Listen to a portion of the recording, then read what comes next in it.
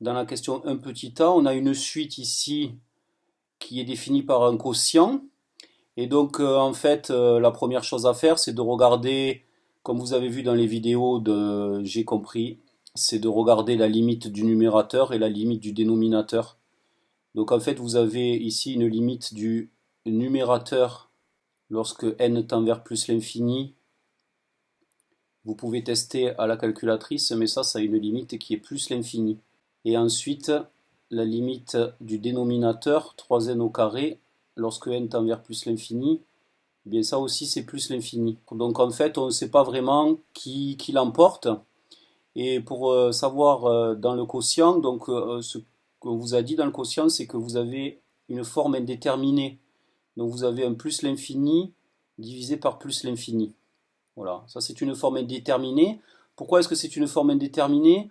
Parce que par exemple, si vous avez n sur n au carré, eh bien cette suite-là, ce quotient-là, n ça tend vers plus l'infini, n au carré ça tend vers plus l'infini, donc pourtant ce qui gagne c'est le n au carré, parce que si vous simplifiez cette fraction, ça fait 1 sur n, et donc on fait l'inverse de quelque chose qui tend vers plus l'infini.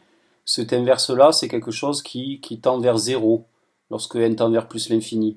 Donc ça, c'est un premier cas où vous avez l'infini sur l'infini.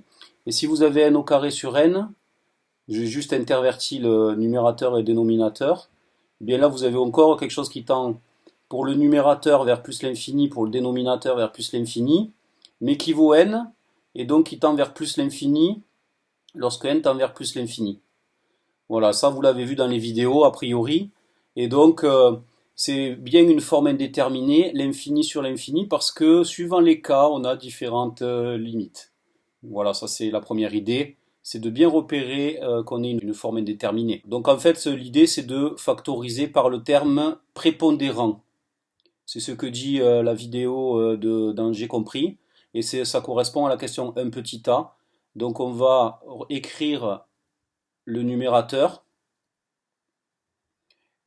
et le dénominateur, on fait tout ensemble, et on va factoriser par le terme prépondérant qui est n au carré, ou alors 2n au carré, on peut faire les deux méthodes.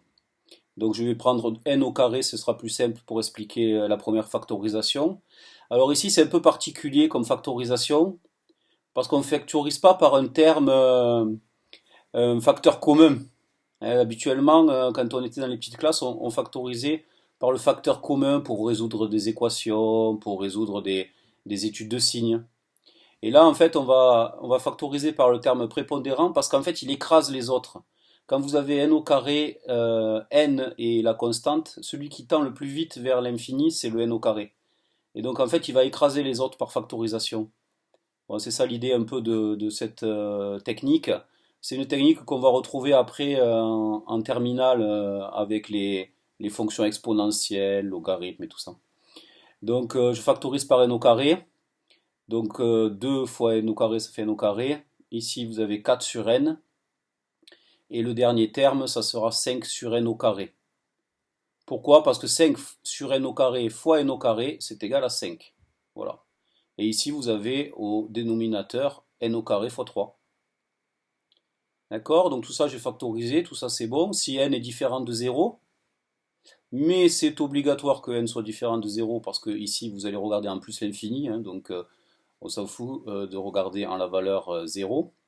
Voilà, ce qu'il y a, c'est qu'ici j'ai une fraction avec un facteur commun. Ici, je peux simplifier. Et donc j'ai ceci pour la première question. Voilà, voilà. Donc maintenant, on passe à un b. Un b, c'est en déduire la limite. Donc on va faire la limite de cette fraction. Maintenant que j'ai transformé,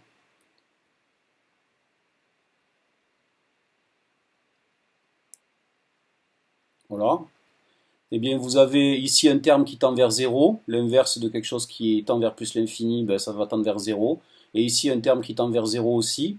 Donc, vous avez un numérateur qui tend vers 2. Voilà, donc un terme constant qui vaut 2, plus deux termes, deux paquets qui tendent vers 0, ça tend vers 2. Et donc, vous avez un quotient, le numérateur tend vers 2, le dénominateur il vaut 3, ben, tout ça, ça tend vers 2 tiers. Et là, vous avez fini pour la question grand 1. Voilà, pour la question 2, on va utiliser exactement la même méthode. Donc vous avez n au carré moins 2n plus 3 sur 4n cube plus 5. Voilà, donc je vais factoriser par les termes prépondérants. Donc les termes prépondérants, c'est n au carré ici, et dans les polynômes, le terme prépondérant, c'est toujours les termes de plus haut degré, hein. Vous connaissez bien ça, les polynômes, on travaille ça dès la S3. Et donc là, je vais factoriser par n au carré. N au carré fois 1, ça fait n au carré, moins 2 sur n, plus 3 sur n au carré. Voilà. Et ensuite, on va factoriser par 4n au cube. Ici, j'y vais comme un bœuf. Je prends 4n au cube. Donc 4n au cube fois 1, ça fait 4n au cube. Et ensuite, 4n au cube fois quelque chose, donc ça va faire 5 divisé par 4n au cube. Donc 5 divisé par 4n au cube fois 4n au cube, ça me donne bien 5. Voilà. Donc pourquoi on fait ça? Parce que, en fait, ici vous allez avoir un facteur qui tend vers 1. Ici vous avez un facteur qui tend vers 1. Et puis on va s'occuper des termes prépondérants au final. Donc en fait, quand vous simplifiez la fraction, eh bien vous pouvez simplifier en haut et en bas par n au carré. Parce que vous avez 4n au cube, c'est 4n fois n au carré. D'accord? Donc je vais pouvoir simplifier en haut et en bas par n au carré. En numérateur, vous allez avoir bien le deuxième facteur qui va rester seul. Et au dénominateur, il va nous rester 4n. 4n multiplié par un facteur qui tend vers 1. Voilà. Donc ici, vous avez quelque chose, on va le faire en bleu, quelque chose qui tend vers 1. Ici, ça tend vers 1, en plus l'infini toujours, hein. Et ça, c'est un facteur qui tend vers plus l'infini. Donc au final, vous avez 1 divisé par plus l'infini. Voilà, on va conclure que la limite de la suite, c'est 0 par quotient. Bon voilà, donc moins 3n au cube plus 2 sur n4 plus 1, on utilise la même méthode, hein. Je vais factoriser par le terme prépondérant. Donc comme vous l'avez dit, le terme prépondérant, eh bien, je peux soit choisir moins 3n au cube, soit prendre n au cube. D'accord? Donc là, je vais faire avec une deuxième façon. Si ça vous va, je vais prendre n au cube. Et là, n4, ce sont les termes prépondérants pour le numérateur et le dénominateur. Voilà, donc en fait, on va factoriser par le terme prépondérant ici n au cube. Et donc vous avez moins 3 plus 2 sur n au cube.